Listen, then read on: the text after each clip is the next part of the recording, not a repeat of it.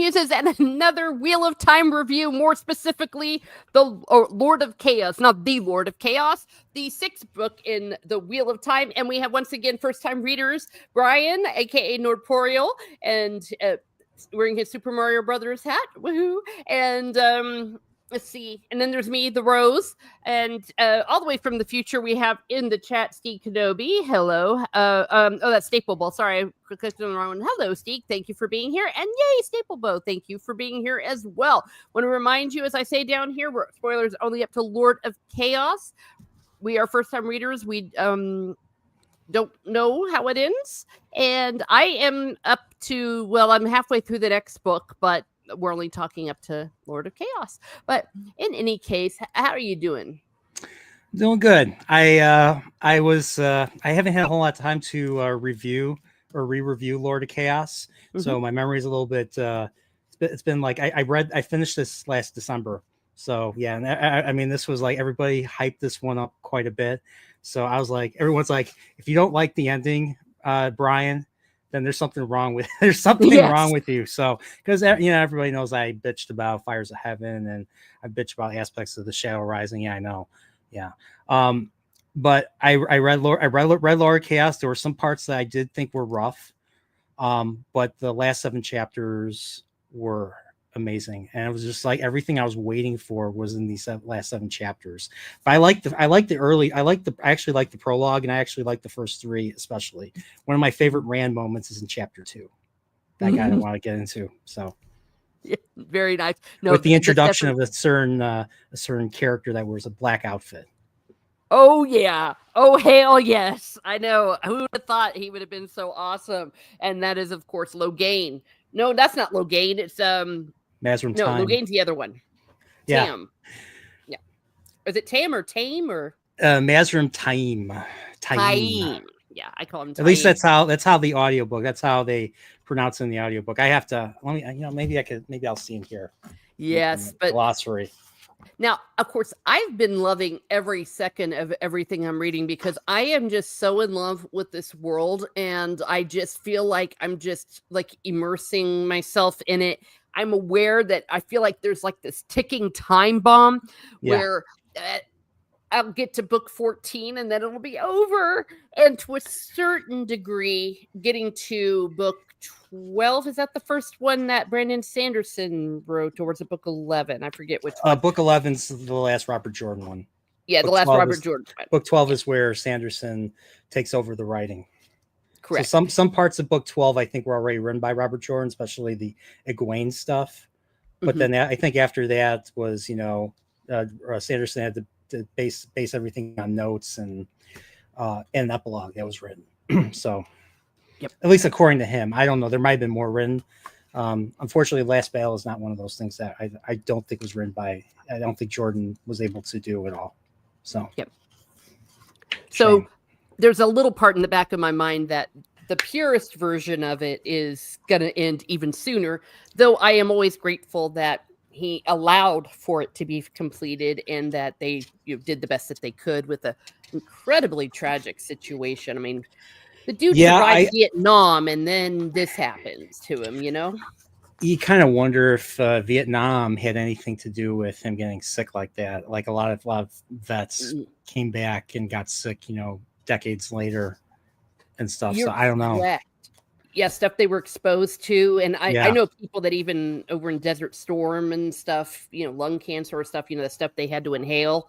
Yeah. It's a thing. It's very possible. But tragically, yes, he got a very rare disease. And it's one that when I did my biography video, I had to do like 10 takes of it to get it right. And I'm still not sure I got it right because it's so hard to say.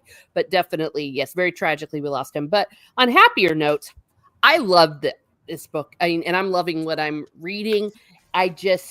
For all those of you that don't know, that I have a busted knee, and that's why I'm so available, because I'm likely going to be having even a surgery. So people, when things start to hurt, don't continue doing Pilates and bike riding and all sorts of other stuff. Stop and rest your knee.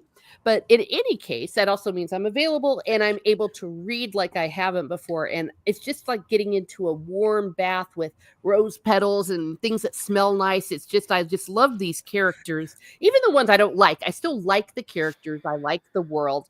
And I really liked this book. I really did. And I am in love with Taim.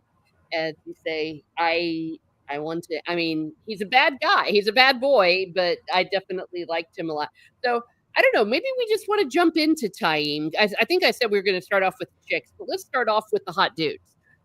Because at the end of the last book, Rand did an amnesty where he Correct. said that all men who could channel come to me and we'll train. And he got one of the false dragons, Taim, to kind of be in charge of it. And he's a bit of a, like I said, he's a little bit of an unsettling character because part of you wonders, like, if, well, at the end, when Rand lets him go, it's like, do what you need to do or something. And he's deadly. He is a one-man nuclear bomb, but he is also pretty freaking amazing. So he runs across him and they develop this quote unquote farm. And you said your favorite part was in chapter 2. So is this the part of it that you like? Close. So this is before we learn about the farm. So at the end of Fires of Heaven, we meet Davram Bashir, and Davram Bashir is, one of the great captains. He's the queen's uncle, I think, from Saldea. Saldea is one of the borderland countries right by the Blight, I think, all the way to the west, if I remember correctly. So we meet Davram Bashir. He is the father of a character that I don't like. Well, we're not supposed to like Fail. Perrin's wife. She's a pain in the ass. We'll get to a chapter where he meets his in-laws, and we actually meet Mama. We meet Fail's mama. I forget her name. Yeah, she's kind of awesome. I'll call her Mrs. Bashir. So she's like 10 feet tall, and much taller than her husband, but they still love each other somehow. So yeah, yes. That's where Fail gets her weird toxicity, Saldean custom from the wife or something. Yeah. But we meet Davram Bashir, and Mazrim, and basically he's kind of there to kind of to basically, him and his men are there to I forget why they show up. To see what the Dragon Reborn is about. So they meet, and then of course there's they meet at the end. He's actually a really interesting character, and then I think the first chapter begins with Rand fighting all these men, and whoever can hit him, he'll give them like lots of money or something. And I forget exactly what happens, but we learn quite a bit about Bashir, and yeah, I'm trying to remember exactly, but he had pledged the 10,000 men, cavalry, I believe, horses and stuff at the end of the last book. And so he's like basically got an army pledged to the Dragon Reborn. Oh, yeah. That's the Lion in the Hill. The first chapter is really long. The first message or whatever, it goes on for several pages. The prologue. Oh, wait, no, the prologue goes on really long. Sorry. That's the first message is a prologue. And then we get into the chapter. Apparently, during this entire thing, while Rand's like, they're trying to like test everybody's loyalty or something, or not even testing loyalty, he's testing Rand himself. He throws a dagger at Rand Bashir, and Rand's able to stop it with the power. And he's like, you've just proved my point. You're better at the one power than you are with a weapon, with a sword or something. Yes. So we get that, and then of course Luce Theron comes back. So Luce Theron is still stuck in Rand's head, and we get to hear a whole bunch of crazy stuff coming out of his mouth. Basically, one thing I kind of wish that Rand did more of, and he mentions it. You hear about it once. We don't hear much. I would have been more like take more action on looking for Asmodean. But then again, the whole thing was, or him wondering where Asmodean was and theorizing where he would have went to. Because as far as he's concerned, he doesn't know. Like Asmodean just disappeared. Yep. He got away. ran away or something. He's like, oh, I'm going to kill him when I see him again. And I was just like, oh, that's not. I've been like, really? That's it? But oh well. I'm not Robert Jordan. Yes, we are judging you. Oh, hello, Salty Traveling Sea. And actually, Steve is asking, neither of you know the ending correct to the whole series. And I did say correct, but then again, I don't know. I know the ending. Broad strokes.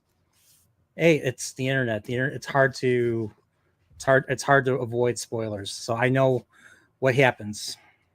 Oh, okay. Do I know exactly how it happens? No, but I know what ultimately happens, how the conflict is resolved, what happens to some of the characters. Do I know exactly how it happens? No. Okay. Then and the thing is, like I said, I've watched enough Japanese shows where they reveal a death or something at the beginning of the episode. Like that's in the episode title, like this character dies. Mm-hmm. And so the entire point of the episode is watching how does it play out. So the mystery is how does it play out. So understood. Now, yeah, so that stuff doesn't really bother me. No, spoilers like that don't nearly bother me as much. Sometimes, would it be better if I didn't know? Sure. But it's not the end of the world. Okay.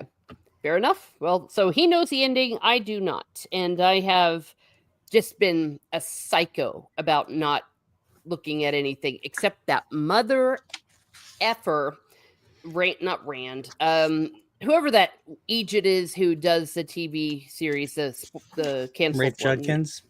Yes, that son of a bitch. Because I was reading something he said, and he's like, "Oh, in the books, this happens with these ladies." Now it's something that I know now, having finished this particular book. But I'm like, really, you bastard! Why are you spoiling things? But in any case, so that's I dislike him without even watching the TV show. Now I don't like him for spoiling something. Brian, Master of Things, Nippon. Okay. Moraine and Swan get married and live happy. Oh, no, I'm not reading that aloud, but yes, I do know that they got married, and it's like, really? And I know they killed Swan in the TV show, but that sucks. So we don't talk about that. But they literally decapitate her. I'm like, why? Like, why? Why? Budget cuts, maybe. I don't know. They're trying to be edgy. The show's trying to be Lord of the Rings, but with Game of Thrones level violence. Like that whole season 3 opens up with a wizard fight, an Aes Sedai fight that never happens because it breaks the rules of the series. Yeah, how they work, yeah, and they can't break their vows even if they wanted to, but they have a way of kind of getting around them sometimes. But ultimately, yeah, there's some pretty serious stuff about this. Well, they remind us in this book that the seals are breaking. The seals are breaking, and what I like about Taim, and that's how I'm saying his name. If I'm wrong, someone scream at me. That he was just a beast. Not only was he a false dragon, but it says here he was one of those raising an army and ravaging Chaldea before he was taken. And his escape on the way to Tarvar Valen to be gentled was the reason Bashir had come to Andor in the first place. That was how much Chaldea feared and hated Nazrim Taim. So they hate his guts, but he's a bastard, but he's their bastard, as we learn. Yeah. And he has one of the he somehow got one of the seals that was passed down by this one family for years, and I wonder if he this is from his point of view or from his story. I'm curious if he murdered the guy that gave him the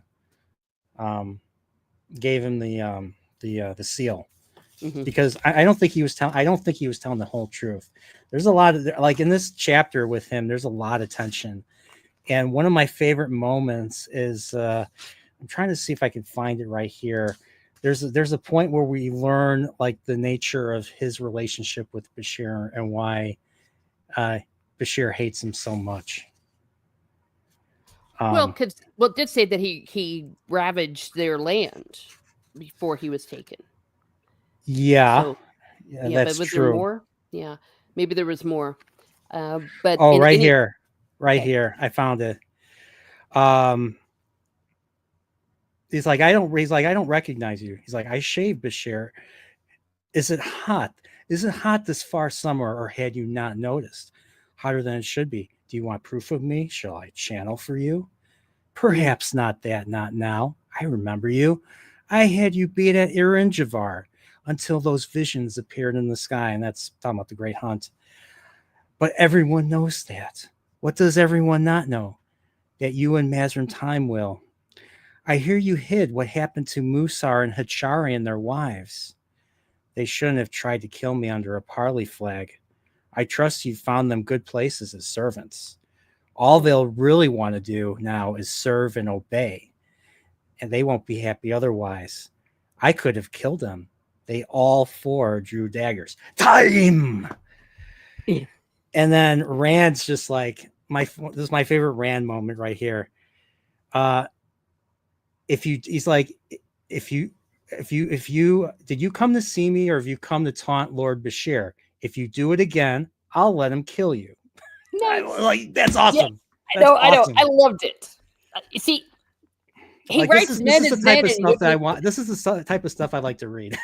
oh yeah, no. I mean, a lot of part of my problem with a lot of the chapters in Wheel of Time is they lack tension and excitement. Even chapters without action were still in, like, especially in books like Song of Ice and Fire, there was still some intrigue. There was still some interesting thing that made you want to keep reading. Mm-hmm. Then the characters and their dialogue were fantastic. So, but there's some really fantastic dialogue here too. I won't, credit where credit's due. Yes. Well, and then the way the chapter ends, Rand is telling him, I'm going to take you to the farm. The farm, Time says. And he keeps going, what farm? And he doesn't really tell him what it is. And they go on and they're walking somewhere. What farm are you talking about? Time's voice said, is that you mean to take me? And then Rand goes, I'm taking you where you can serve me, he says coldly. Oh yeah, that's right. This whole thing is Rand's trying to prepare himself against other channelers, or I think in this case, he's talking about the much feared dreadlords that were brought up in the earlier books, but I haven't really seen a whole lot of proof or any developments in that. Mm-hmm. So I don't know who these dreadlords are. I don't know if it's supposed to be Black Aja or somebody else that's going to be raised to right below the Forsaken. So the dreadlords are different from the Forsaken. Dreadlords are basically evil channelers or something. I don't know if they're. I mean, maybe Black Aja is part of it. Maybe there's some. I don't know. Yeah, I'm not entirely sure either. But yeah, but I just love it. I mean, especially when Rand is just so cold with him. I'm taking you where you can serve me. And Taim almost smiled at that. And that was also kind of cool. So he's like, I'm ready. Let's kick some ass. Hello, John Pipe. Thank you for being here. Oops. Steek says he's never watched a single episode. I don't want to destroy it like Star Wars. Yeah, good point, because that stuff does get inside your head, like the way people look and stuff. It can be an issue. Yeah.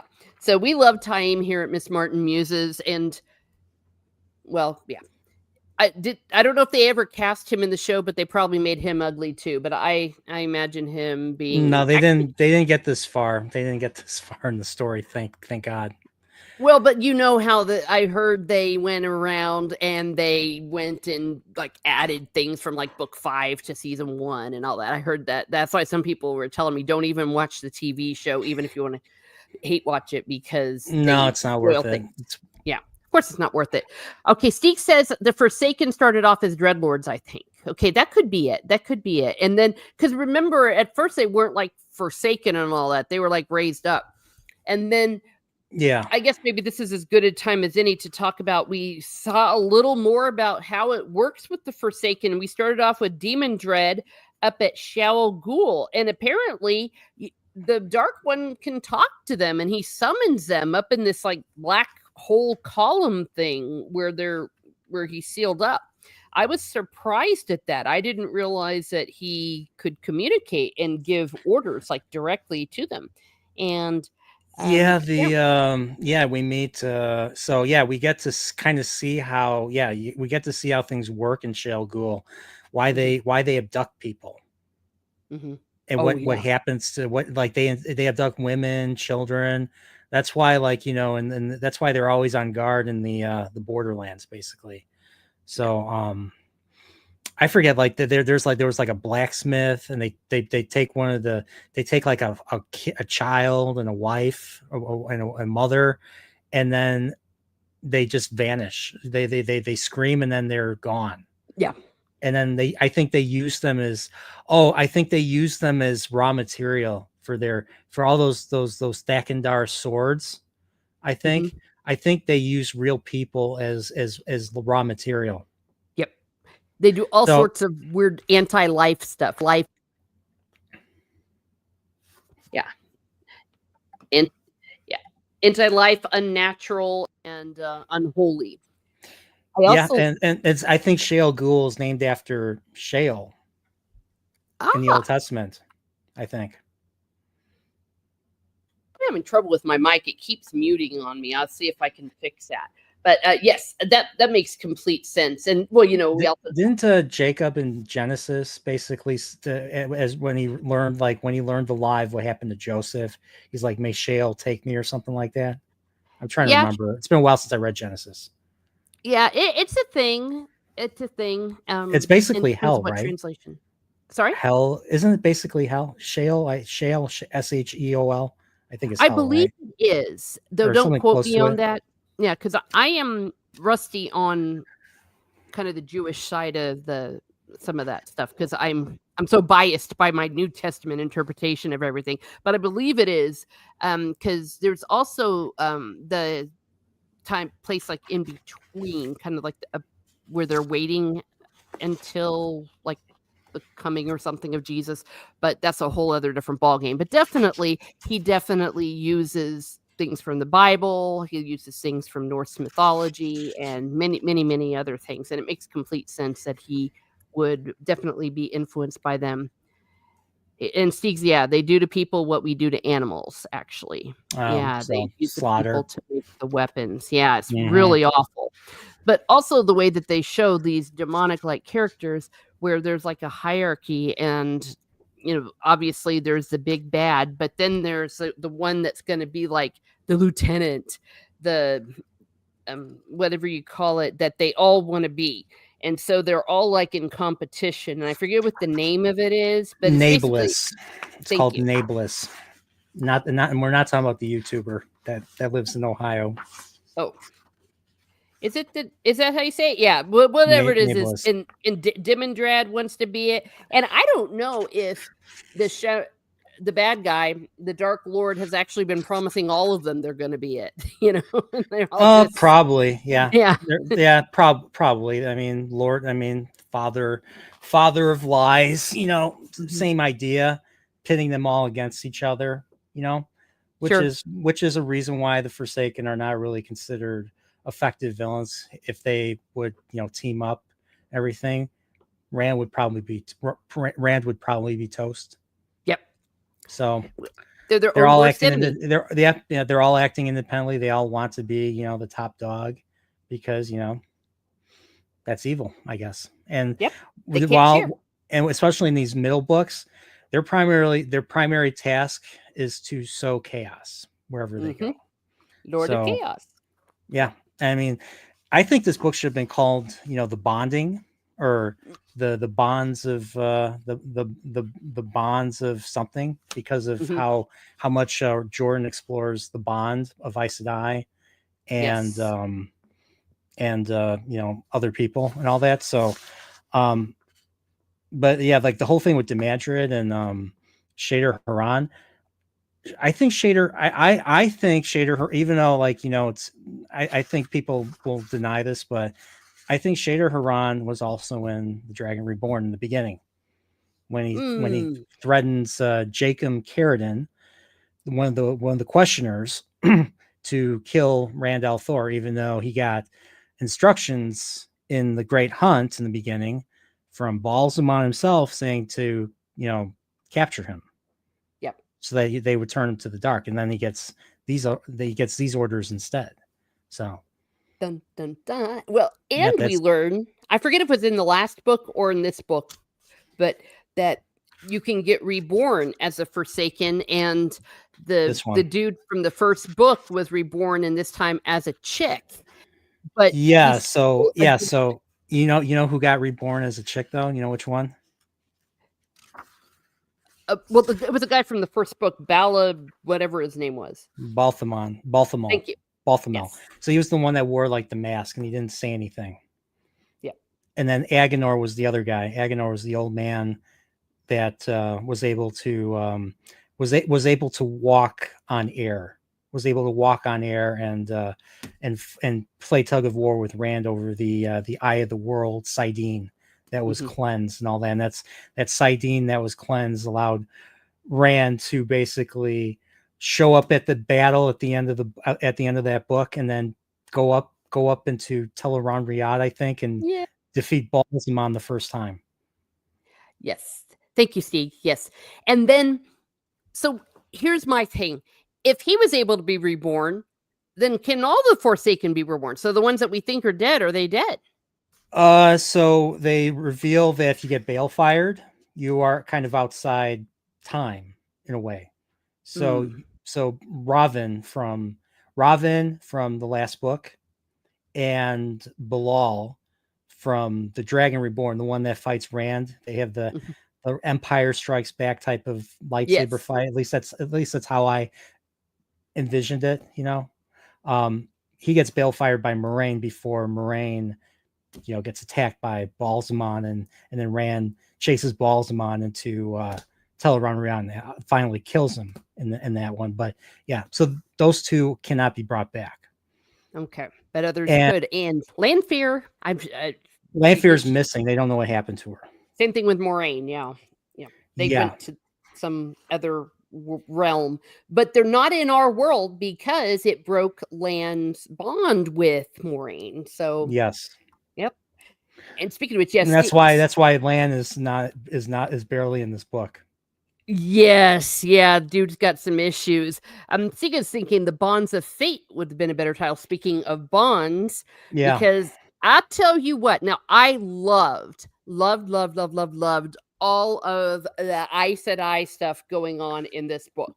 And maybe it's just because, I just love the way religious work, like nuns and, Carmelites and a mix of that and the Vatican and the I mean, Avignon isn't papacy thrown in. I believe, yeah. I mean, I'll be honest. The book I'm reading now, I'm going to reveal this one little juicy little tidbit. There is a year of the four Amerlins. Oh, I'm like the like, I year of the laughed. four I popes. laughed when I read that. I laughed Okay. when I read that because I learned about this, and all about about Catholic history. So Yes, I was about ready to say like the Avignon papacy. Well, it doesn't surprise me at all. It doesn't. It's like history it rhymes, or like it's like poetry it rhymes. But yeah, yeah, that's not an issue for me.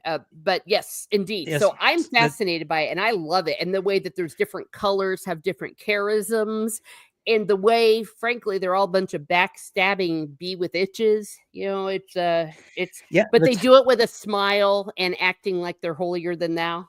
yeah, and just like Europe and everything, like Mhm. the church has managed to even though nations have changed over 2,000 years since well maybe a little bit less since the church started. But the church has managed to live through all those changes, and that's kind of the same with the White Tower. The White Yes. Tower is the oldest institution in Randland, so to speak, and I believe, and obviously besides those obvious connections, it's basically the church. It's Yes. basically their world's church. Yes. And especially since we just been through a conclave and a new pope, when they had the new Amerlin, who that's another story in itself, reminded me very much of that. And then the way she was presented, it wasn't a balcony, but they lifted her up real high for everyone to see her. And that was the big surprise of this book. So we have the split with the Aes Sedai. We have the ones that are in Saladar, who are kind of the good ones, and then the evil one, the one in Tar Valon, she the Elida. anti Amerlin, if you will. She Eleda, the red, who and both of them are sending ambassadors to Rand to bring him back. The quote, Embassies. good Yeah. the little tower, I think that's what they called them. They want him Rand to come there, and Leda and all them. They just basically want to kidnap him. And this is where we see kind of the dark side of the Aes Sedai, because all of them really are bad. Though, of course, the Eleda side is really messed up. But what happens is they scare Rand enough, and they were just a little too arrogant with Rand because, if you get up to 13, then they could capture him. So when the Yes. little tower ambassadors do that, he freaks out, and it's like, never trust an Aes Sedai. And part of the reason he never trusts an Aes Sedai is because they went full grapist Alana on him. That the two Varen and Alana were there, and Alana was pretending she was going to heal him, and instead, against his will, she bonded him, made him her warder, and that was like such a violation. Oh yeah. I mean, it's rape. It's basically rape. And I'm far enough in the next book that they even in the say book, even the book itself Yeah. says it. Like you don't even have to ask somebody. Like the book itself basically states this. So yeah. And he gets violent, and she can't really control him, basically. Nope. So, and I actually really liked this one. I mean, it was all built up to this, but before that, Rand is basically, he sees Matt's sister and a bunch of people that Varen and Alana brought from the Two Rivers. And yeah, and so like they're talking about, the old times and all that. And she doesn't believe him. She doesn't believe him when he says, he's the dragon reborn and all that. But then when he sees how he reacts to Alana and all that, they get terrified of him. And it's heartbreaking. Like, because one thing that this book really does talk about is how Rand, I mean, heck, even in a few, or maybe even in the last book, Fires of Heaven, like I think it was Egwene's observation that Rand looks a lot different than he did when the story started. Yep. Like he just looks, he's hardened from his experiences, and it's only been a year and a half time. Yeah. So it's like, it changes him. And of course, he's got loose Theron in his head, and he's genuinely concerned about the fact that he might be going batshit crazy. And then this happens, and he remembered that Moraine had said in the letter, "Don't trust the Aes Sedai." And I guess he really learned the meaning of "don't trust the Aes Sedai." That they would go that far. And Alana, I hope she gets what's coming to her, frankly, because I think that what she did was unforgivable. Yeah. And let's just say she's continuing even to where I'm at in my book and my read. She's still suffering the consequences of it and everything. Good. So, but I really liked. I like the follow up to this too. The Varen point of view, right after it. So I'm kind of wondering what her deal is, so she's been making plans for over 70 years now. So I'm curious what those plans are. And I'm still, like, even to now, I have no idea what happened, what's going on with her. Yeah.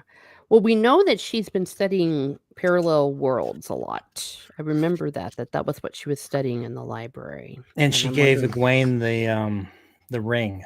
That ring that allows her to go into the dream world too. Dream world. And Yes. we learned that she was in the dream world herself. She has some scars Yes. from the experience. So so there's more going on with her. And if you remember in the Great Hunt, she shows up to like parents' party or something, Uh-huh. and she's like, "Oh, Moraine sent me." Yeah. And then we find Mhm. out at the end of that book that Moraine never sent her. Yeah. So she's got an agenda of some sorts. Yeah. Um, I did find out things I probably shouldn't have found out, but whatever. Yeah. That's life. I won't say anything here, but Yeah. Well, it's hard because you go on with the White Cloaks and Prophet of the Dragon, so they've already read them all, and I'm sure people maybe in the comments or things, and if you Google anything Wheel of Time, it's dangerous. yeah. So Quote that's why, unquote. like, that's why to this day I still haven't watched like any of the White Cloaks' rewatches, because they do bring up spoilers from the books, even though they're talking about like episodes of the show and all that. So Sure. I've had to stop because of that. So because Yeah. I learned That's something about Dragon Reborn when I was still reading The Great Hunt. So mhm. yeah. Yeah. Understandable. Yeah. Because to be fair, they have been out like 15 years. So if I accidentally do get spoiled, I won't get too upset, and it will only be if someone does it on purpose to be a jerk. But I don't think. I hopefully that won't happen. But so that was pretty cool. And then we have Min. Apparently, all these chicks are sharing Rand, and this was Min's time with him, though I don't know if he's figured it out yet. He thinks, oh, she's just pretending to like me because I'd said that she wasn't like a real girl. And but then she would be like kissing on him and stuff. So they're kind of together, but they're not together the same way he's together with the other two. But I think he's very confused. And there was a lot of, man, I wish I could talk to Matt or something. And then, of course, when you'd see Matt, or it's like, I wish I could talk to Rand. It's like no one knows. But I mean, so Honestly, I'm not a fan of the romance in this. I just don't find it nearly as interesting, personally. yeah. I mean, I there is mean, a part of me that's like, women, could you have a little bit of dignity? I guess the whole idea of sharing, if that's part of the Aiel custom, but it's like, yeah, no. I don't know. I mean, I don't know where that's gonna go. I mean, it's probably gonna. They're probably gonna. I don't know what they're gonna do. They're probably gonna get married. I don't know how that's gonna work with 3 people and 1 dude. I don't know. Yeah. I read it. I'm just like, I just kind of scan over those parts. Which is another issue I have, is I don't really like all those chapters unless there's something going on. Like in the case of last book, Fires of Heaven with Avienda. Couldn't stand Ah, Avienda, but then she accidentally she was able to make a gate and was able to to you know go to the Shanshan continent in the snow and nearly die. And then, of course, that's where they had their, their days of our they lives had moment. they had their days of our lives moment. Yeah. Their We have to stay warm, otherwise we'll freeze. so yeah, so like stuff like that I thought was fun, because, and then plus you had we finally see the Shanshan again, and they're a legitimate threat, Mm-hmm. especially with their Suldam and Damane. Yes. And speaking of which, the whole time in this book, I was so nervous that they have Mogadien on that Adam thing that Nynaeve was able to get in the last book. And it's like, well, this isn't going to end well no matter what they say, because it just seems too dangerous. And of course, at the end, when the whatever you call it, the reborn Forsaken dude releases Mogadien and sends her back to the Dark Lord because he wants to speak to her or something. And So I'm like, I, these ladies are so screwed. I'm like, who is this again? And I realized in the Fires of Heaven, when they're leaving the the city that has the prophet, and then they Mm-hmm. go to Saladar, and they meet a few people, few refugees that go with them, with Nynaeve and Elaine. One of them's name was Merrigan, and she had like a couple of kids with her who were Mm-hmm. mute. That was Mogedion. Yes, That was it was.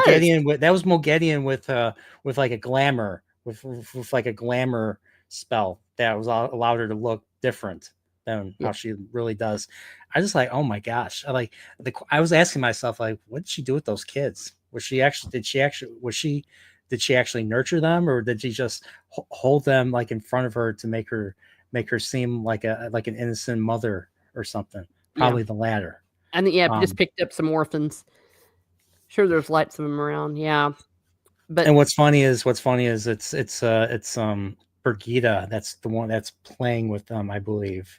Yes. Wow, and I love it. A lot of them don't know that it's actually this great legendary person. And it's like this mythical person, but they all keep saying, man, she really even looks like kind of the real Birgitta from what we've read. And it's like, because she is. And they can't reveal it. They were sworn to not reveal that she is Birgitta. So nobody knows except for, did you get far enough to where she meets Matt? Yes, I don't know. It hasn't been revealed yet, though. He doesn't know that she's like the real deal, but he's like, man, she's like really tough. There's a great moment. There's a really great moment of dialogue that felt very epic, I'll say. Nice. And it harkens back to an earlier book. Oh, so, great. Well, I can't wait to. It's a good moment. I'm saying. Excellent. Well, again, you see, this is why I just love this all so much.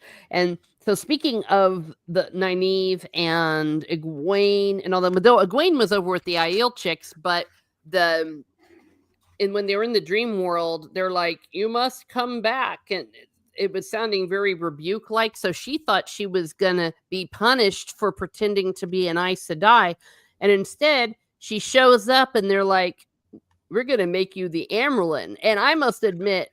Well, she does do penance for the wise ones, because she lied to them too. Yes, and she allowed them to beat her. Yes. Yeah. But yeah, she's became the Amyrlin, and I'm still not entirely sure why they did it, unless there's lots. They wanted to use her as a puppet and as a scapegoat in case things went south with the tower. You have the Saladar, or I call them the Salad Bar Aes Sedai, because they're so annoying. The Saladar Aes Sedai and the Tower Aes Sedai, and in case things went south, they could just all pin it on Egwene. There we are. And also maybe the fact that she had the connection with Rand. Maybe they felt like maybe they could control Rand or something. I don't know. But they learned really quickly you can't control Rand. He was not a happy camper when they threatened him. And that's really stupid. But I really enjoyed like the whole ritual stuff. And she seems to be coming into her own. She knows that she's way too young. She wasn't even an Aes Sedai when she became the Amyrlin, and then she made Nynaeve and Elaine Amyrlins. It's like trying to make the whole they pretended to be Aes Sedai. It's like, oh no, they are Aes Sedai because I said so. So that's gonna kind of maybe solve the problem a bit, perhaps. But I enjoy it. I really enjoyed. Was it in this book? Or it might have been in the next book. I think it was in this book where Matt shows up and he thought she was playing a prank on him or something. And she was like, no, I'm really the Aes Sedai, shut up. And then, well, the book basically ended with her sending Nynaeve, Matt, and Elaine and Avienda to Ebenar, or whatever that one place is, to try to find Ebodar. I call it the Cloud Tangreal thing, the one that controls the weather. And that was kind of the end of that. But they came to an agreement, Avienda and Elaine, that they were going to become sister wives, because she was like, Avienda was like, hey, I slept with Rand, so you got to beat me. And Elaine's like, what? And then I guess it turned out, well, maybe we can share him. So we're going to have a big love situation going on. So Matt was afraid. And Elaine gets jealous. Uh-huh. Mm-hmm. Of course she does. Oh yeah, she was ready to kill her. Like, laid with him. Mm-hmm. It's like, maybe I should beat her, which is totally understandable, to be honest. But Yeah, hey, and the whole reason why she Avienda was nasty to Rand in the first place was because of Elaine and mhm. her letter and all that. So at least I think I might be misremembering, but yeah, that's why she was pretty insufferable in book 4. Yeah, she was like, "You belong to Elaine. You need to quit being an idiot and stuff." And that was ironic. Then she was the one who ended up sleeping with him. Like, well, if he belongs to Elaine, what are you doing? Mm-hmm. But I guess it is a way to solve a problem. It's like, well, we'll just share him. It's like, well, okay. But I should have seen it coming because they set it up.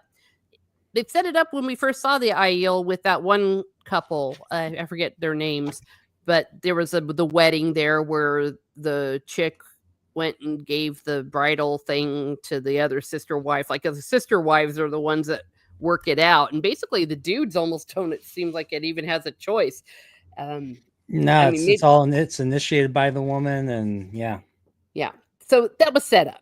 So it makes perfect sense. I should have seen it coming, but so that's how that ended up with them. And then of course they left the Mogadien with Elaine, not Elaine, rather Egwene, and then at the end the bad guy, but now a girl who had been hanging around the camp like in disguise. Halima. Yeah. So oops. So now she's gone, but they did learn a lot from Mogadien, and they taught a lot of the other sisters things about the dreams. Oh, huge thing happened. I forgot to say, nothing happened with Nynaeve. Well, yes, something did. Nynaeve figured out how to cure somebody who had been stilled. She cured Logain, and then she went and was able to cure Swan Mm-hmm. and the other chick, Leanne. So Liana. they're back to being Aes Sedai, but they're not as powerful. Do you know why? I don't know why, but it Well, some so something to so it. when the ladies got healed, they were less. Yes. But when Logain gets healed, he's better than ever. Yeah. Can you guess why? Think of the major theme of the Wheel of Time, or one of the major themes of the Wheel of Time, and Oh, well, you the could men break and the it down. women, Yes, yeah, that they balance each other and stuff. yes. And what is Nynaeve? Nynaeve. Is a woman. Oh, yeah. So had a man healed Suwan and Liana, they'd probably be Oh, better than ever. gotcha. So yeah, the whole dichotomy of man and woman, or the differences like with Sidene and Sidar and all that. Um, Which yeah, surprises me why in the TV show he was like, clearly this is all about same sex stuff. And I'm like, this is the most male female stuff I've ever seen. I yeah. mean, Well, that's what happens when you hire somebody that has wants to tell their own story, but they don't have the talent or the influence to do something of their own, so they pretend to adapt someone yeah. else's work. Well, exactly. And of course, the way things are nowadays, it's not very correct to say that men and women are different or that women have different certain gifts and men have certain gifts because we don't even know what a woman is anymore or what a man is. So it's We're a very we're salty traditional. in the chat. Oh, Sorry. what Salty said earlier. Well, this is something that Salty would say. Yes. Okay. Gotcha. But you know what I mean. It's the fact Yeah, that it's very traditional the way he's doing it. And I think it's very beautiful. And I think it's very accurate because that's my point of view is that men and women complement each other, but we have different skills. We have different charisms. That men are different than women and vice versa. But yeah, when we work together, it's something very beautiful. That's why sex is so beautiful because when you work together and yeah, well, I digress, but you know what I'm saying. It's a yeah. thing, physical as well as spiritual. It's a very beautiful thing. So, in any case, so Did you woo. uh, did you want to talk about there's a meeting between Aes Sedai and the Shido. Oh yeah, those stupid Shido. Well, they're all stupid. Yeah, it. They were like, she wants to marry Rand or something. The head of Yeah, the Shido chicks. yeah. She wants to be. Yeah, she wants to have giant. She wants to have giant babies and have all the power, basically. Yeah, So So the head of the Shido, Muradin, and Couladin. Well, they're dead now. So she's got her eyes. She's got her eyes on Rand now. And yeah. let's just She say that doesn't. plays out. Let's just say this plays out into the final section of this book. Yeah, and what could possibly go wrong? Though, Exactly. though she's really bad at keeping husbands alive. I mean, you'd be crazy to marry her, but I digress. It wouldn't work out anyways. Um, and then, of course, the ultimate betrayal. Though Rand was so stupid, I was so mad. I wrote Stieg and said Rand is. I used a word that starts with R. I said he's so R. I want to beat him with a stick. I think those were the exact words, or maybe I shouted it. Who knows? But I definitely wrote an angry DM because Rand, you can't be overcome, right? You stupid Egypt. So when the ones from Aleda showed up, he's like, okay, there's only a few Aes Sedai. I'm okay. Oh, wait. What are all those extra serving women doing? Oh, it's okay because they're just servants. And then they come in and they're like, haha, we're not servants. We're boom, Aes Sedai. And then they're able to entrap him. What an idiot. Yeah. You sure you want to get that far? There's still a lot of stuff in between. I know there's a lot of stuff in between, but I just end. started getting mad when I thought about that. Yeah. It's like, really? You idiot. So that's how he ends up getting captured. But yeah. He did. Yep. I think part of it is like, he kind of underestimates women. He Yes. he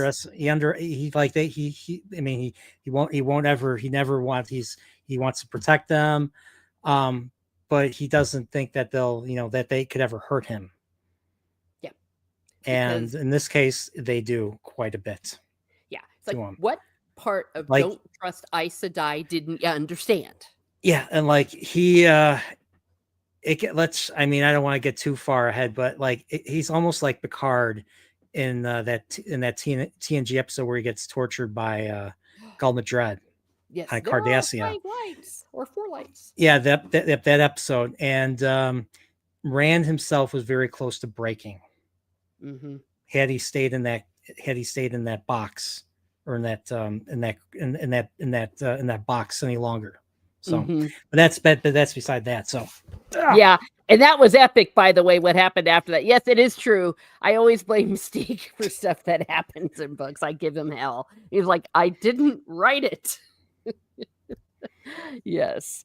All right. Well, of course there's more stuff that happened in between. You want to talk about maybe the Black Tower? Was that what you had in mind? The Black Tower. We know that Rand is like, he's working against time, which is something I did really like about this. That there's going to be this threat of other channelers that can threaten him. He's only one person, even though he's the strongest channeler, other than maybe some of the Forsaken. He needs additional people to back him up, and especially with how this book ends, he's going to really need it, and it pays off at the end. But there's going to be all these dreadlords that he says are going to be recruited by by the Shadow. And he's going to need someone to help him, and in his mind, he doesn't think he can count on the Aes Sedai to help him. So that's why he's willing to, break conventions and find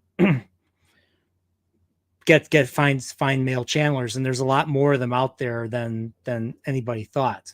So the Red Aja haven't really been doing a good job after all.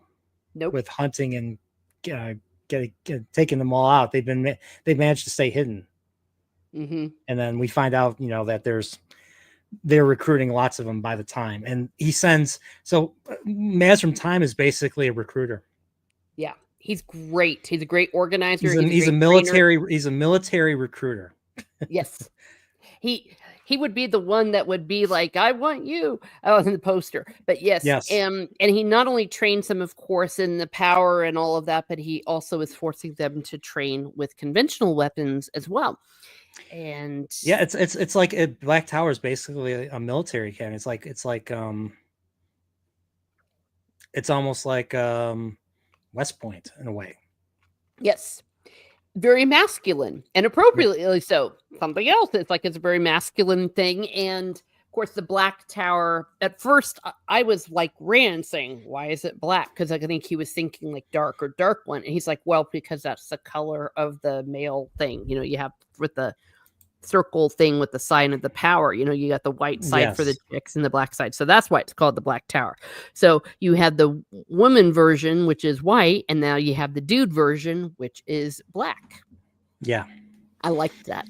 And then he already came up with ranks. So there's, soldier is the lowest rank. Mm-hmm. And then there's dedicated where they get a little silver pin. Mm-hmm. And then there's the final rank, the high rank, that's called Ashaman. Yes. And Ashaman, they've mastered channeling, I believe. Yeah. And that's why they are such a beast of a weapon, and which we see at the end of this. Okay, yes, Deke says that Rafe Clown also ruined it big time for the video game company that's making the upcoming Wheel of Time video game.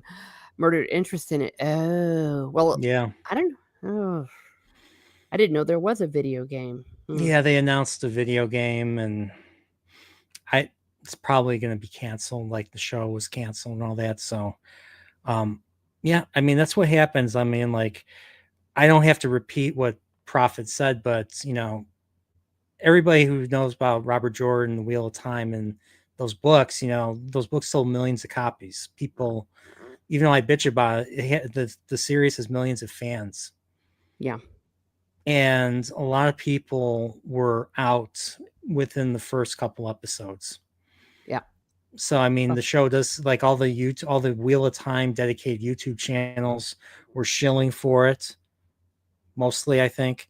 Um, but the fact is, people were not watching it, and there no. were not enough hate watchers to No. really cover it. So Nope. I don't know if there's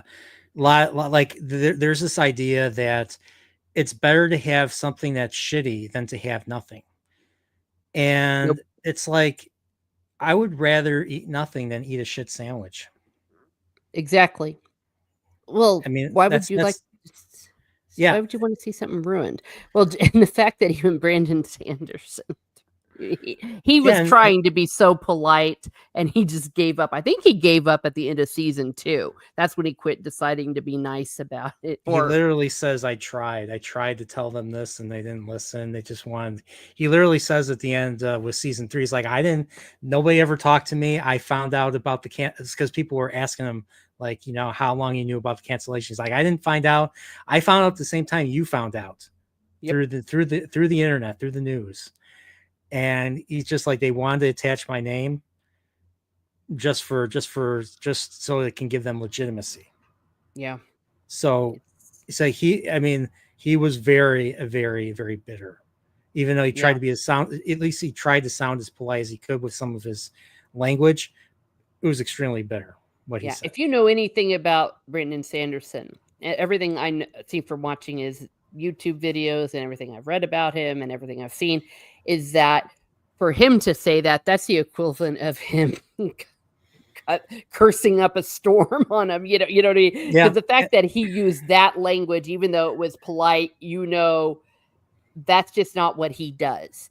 And So some of my guys, in the white cloaks, some are way more some are way more critical of him than others, especially with how they feel like how different the final 3 books are versus what Robert Jordan wrote. So, well, I'll just have to read them before I find out. Yeah. Oh, Steve's saying, I wonder. It makes me wonder what will happen rather with the Mistborn show Amazon is doing. Oh, no news about it now. Oh, they're doing So a. Oh, they're doing something. They're doing a. They're doing a Sanderson work. Oh no. Wheel of Time might have tanked that one for Sanders. Yeah, well, especially if he's basically coming out and saying what he really thinks about them. Yeah, I didn't. I didn't even know because I heard Mistborn was actually pretty good, and that's the reason why he got the job to write the final Wheel of Time books. Harriet read Mistborn and read his Tribute. his tribute, his eulogy for Robert Jordan. Yeah, so the book And is good, but of course Amazon would probably ruin it. Yeah, so yeah, I mean, everyone I know likes Mistborn. That's Reddit. yeah, at this point, based on the final book in the Stormlight Archives, which is considered his like his epic, his magnum opus. He ruined that final book. Oh, that Yeah. sucks. Yeah. Oh, so Staple Bowl says I like Mistborn Era 1, haven't read Era 2 yet. Steek says Mistborn was pretty good, not my cup of tea, but I easily see why people like it. Well, okay. So is there anything else before, the big battle that you want to discuss? Like anything we might have Yeah, there was a few things that do happen to Rand before the final 7 chapters and all that. So uh there was we get to see so Robin is dead. So in Fires of Heaven, we there was four Forsaken team that decided to team up and everything and scheme together for Robin, Lanfear, Samael. We meet Samael in the last book for the first time, and Grendel. Oh yeah, Grendel.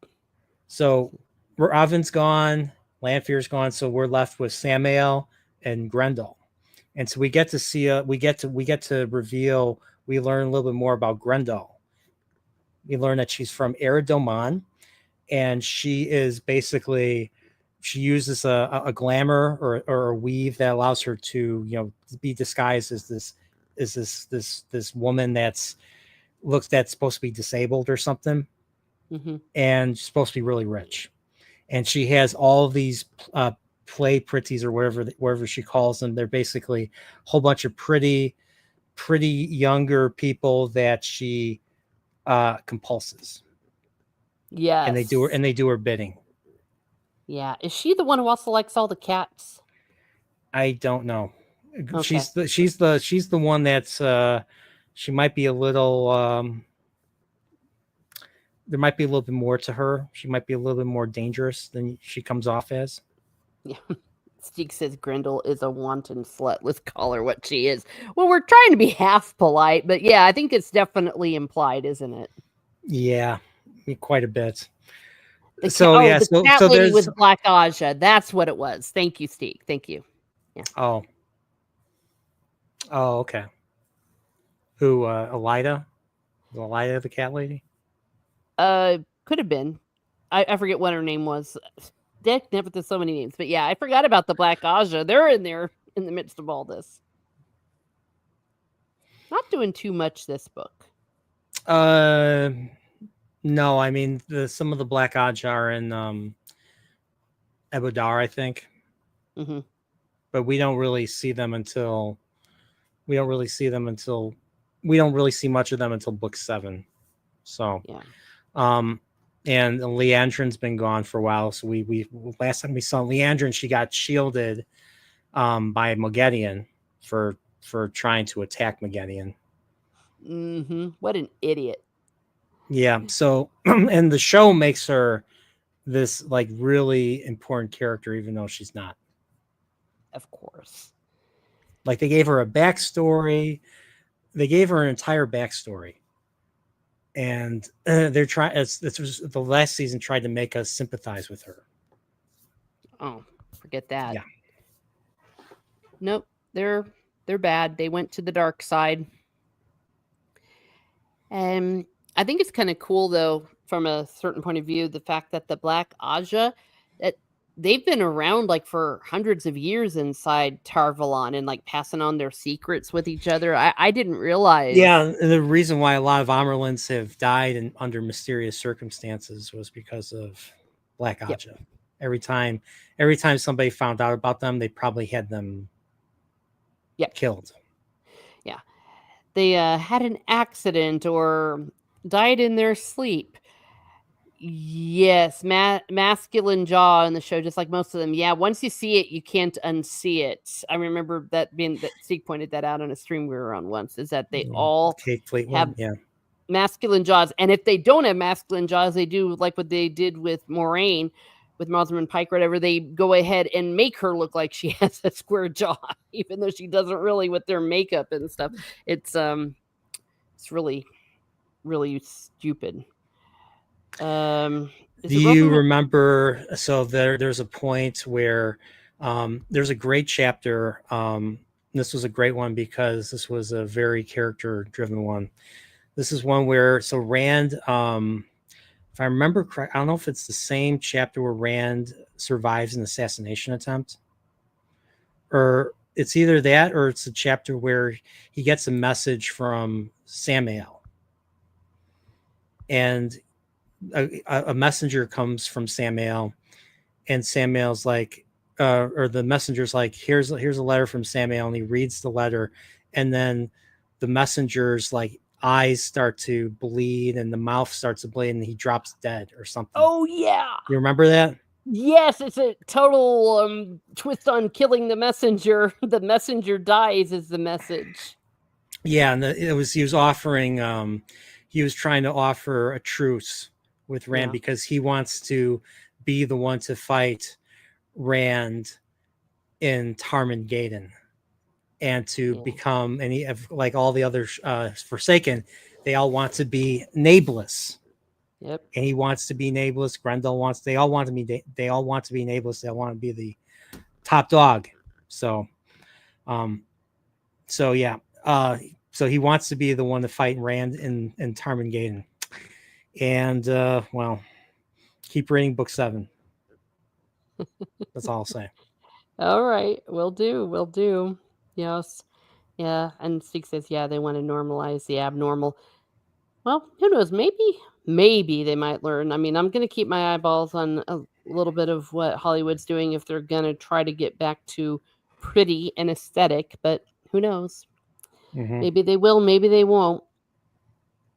Alrighty, so we had talked about maybe holding off on the final chapters until a 2-parter because it's incredibly epic. So you want to go ahead and go with that because we've been going more than an hour, and I know you got to go to work and everything.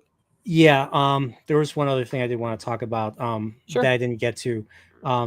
Maybe it was in that chapter, but so Rand is in Caemlyn. So he got Caemlyn from the last book, obviously. And one of the ladies, one of the nobles, notices something about him, and he's just like, you. She's like, you remind me of my friend Tigraine. Huh. And then she tells him about Tigraine. Tigraine was supposed to be the one to become the queen mother of, or the queen of Caemlyn.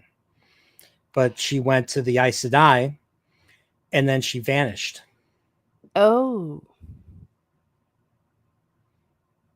And this is where Rand finds out that Tigraine is his mother, his real mother, his biological mother. Yes, how could I have forgotten that? So she was Shail. So they, in Shadow Rising, they tell him about his mother, like, oh, she called herself Shail. Well, Shail was Tigraine. I forgot about that. Yeah, because the noble chick saw her. Dylan. Yes, it was like, you look so much like this one, and then apparently, I guess that was part of the prophecy, and so yeah, he has noble blood in him, royal blood. And I also like the fact that he tried to figure out really quickly if he was related to Elaine. It was like, okay, it was like a step situation, not by blood. Yep. That was one of his first thoughts. That was one of my first thoughts. Like, wait a second, surely not. Yeah. So yeah, that was that. So that was a wonderful. I thought that was a wonderful, like it was. I first listened to it while I was driving, and a lot of the chapters like just like I lose interest in what's being read or what's being discussed. But this was one of those chapters where I was paying vivid attention. I was paying real attention to it. Mm-hmm. So this was a really good one. It was a really poignant one for the Rand character, Yeah. and I think it's a great way. This is a great place to leave it off. But there's still a lot more. Like Rand, they go to Shader Logoff. Maybe we can cover that next time too. Yeah. He goes back to Shader Logoff to help Loyal's mother Oh yeah. find a gate and all that. Maybe Yes. I'm thinking about that. I'm thinking it's funny because that's where that one chick, Erlith or whatever, the one that wants to marry Loyal. And they're like, yeah, we yeah want her to marry him. And but that's something that's to come later. Okay. Yeah, that's really cute. I forgot about that. That's really good. Yeah, because the steadying people, they were going back to the Two Rivers, right? yeah To see Lowell. Yeah. Ah, good stuff. Good stuff indeed. Alrighty. So yeah, so we'll do a part 2 when you're available. I mean, I'm available. I'm available when I'm not at the hospital getting MRIs and stuff on my knee. So just stay tuned, and all of you, if you wouldn't mind staying tuned for part 2, where we have the most epic ending ever of this book. It was really, really a amazing battle at the end. And yes, Steve is correct. So many little bits in these books. Blink and you'll miss it. A whole novel between the lines. That is correct. I've kind of learned to read like that thanks to Song of Ice and Fire. So yeah, like there's a lot of especially character descriptions. Like if Robert Jordan keeps repeating a character's description, there's usually something about them that you're like, is this another character? When has another character been described in this way? If you know what I mean? Good point. Like there's a lot of theories about like in Feast for Crows, they come across a man who has a hooked nose, and you're like, is this the same character who had a hooked nose in the Clash of Kings that Jack and Hagar becomes? Oh, So it's little hints like that kind of that have. So I learned that from Martin. I'm sure Martin has read these and kind of took some inspiration from Wheel of Time. So definitely, he's definitely praised it. Yes, the faceless people. I mean, or there's whatever they're called. there's House Jourdain. Yeah. In Song of Ice and Fire. So yeah. Well, hopefully one day we'll get to have more. And if not, I guess there's nothing we can do about it. So in any case, let's see. Martin and Jordan says we kind of started at the same time. Yeah, you're right. It was around the 90s, wasn't it? Yes. yeah, I mean, yeah. So yeah, Jordan started writing Wheel of Time in the 80s, and Martin started writing A Song of Ice and Fire in the 90s. So, but they were both big, both big fans of history and everything. Yeah. So yeah, certainly, for sure. Yeah, they're definitely contemporaries of each other. Let's see. Treybar Jourdain of House Tor. Okay. Of House Tor, yeah, because of Tor books, yeah. Yay. Well, where can we find you? The Nerdporeal Lifeform channel. I haven't really done anything. I haven't done Chillporeal in weeks because I've just been either tired from work or I've been busy. I'm going to be traveling this weekend, so no Chillporeal. I'm going to do. I have one scheduled for next week with one of the White Cloaks. His name is Pix Calcus. He's a Wheel of Time. He's a Wheel of Time expert, and he's also big. He's also a Nintendo fan. So fun. So he's a big Paper Mario fan. So I'm gonna have I'm gonna have him on. We're gonna talk some nerd stuff. Nice. Yeah. No, I do have Nerdporeal's his channel in the description. But here, let me throw it in here. people want to do that. Oh, Biggles, you came late to the party. Have no fear. I am here. It's just in time for us to leave out. Yeah, so please, everyone, subscribe to Nerdporeal and go ahead and turn on the bell for when he's going to be back. We also have coming up here Miss Martin Muses, more morning, mid-morning, Monday, whatever musings when I can. I've got a short coming up for tomorrow, and if you are interested in my Catholic material, I have a separate Catholic explaining channel, so that's where how's I've that been doing doing? Oh, how's that doing? Yeah. Oh, it's doing actually really well. I'm nearly at 100 subs. I got 83 subs. So when you consider it's kind of a bit of a niche thing, I'm having fun with it. I'm always late. Well, Biggles is never late. Yeah, I think you were on the other stream, weren't you? You were on a anime thing or something, maybe, if I'm correct. But I digress. So please, yes. So we have that going on. Maybe some more pub crawl. I don't know. We'll see. And of course, more Wheel of Time content when we can. So thank you for being here, Biggles. Thank you, Steeg. Thank you. We had Staple Bow. We had John 5. We had Salty Traveling Sea. We had, I think that's it. Those are the, Jason Stahl, Ara, thank you for being here.